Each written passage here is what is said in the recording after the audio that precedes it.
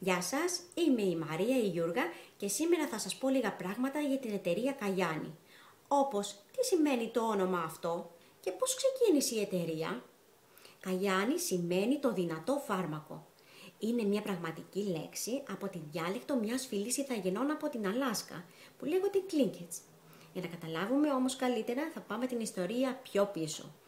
Πριν λοιπόν αυτή η εταιρεία δημιουργηθεί, δύο από τους ιδρυτές της βρισκόνταν στην Αλάσκα με μία ομάδα ανθρωπολόγων και μελετούσαν αυτή τη συγκεκριμένη φυλή που είπαμε, τους Tlingits.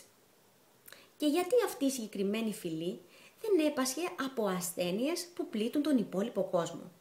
Ασθένειες πολύ σοβαρές, όπως οι καρδιοπάθειες, ο καρκίνος και ο διαβήτης. Αυτές οι ασθένειες δεν υπήρχαν ούτε στο λεξιλόγιό τους. Και μετά από μια πολύχρονη έρευνα κατέληξε στο συμπέρασμα ότι αυτό οφειλόταν στη διατροφή τους, που βασιζόταν στα άγρια βατόμουρα και στο σολομό από την Αλάσκα.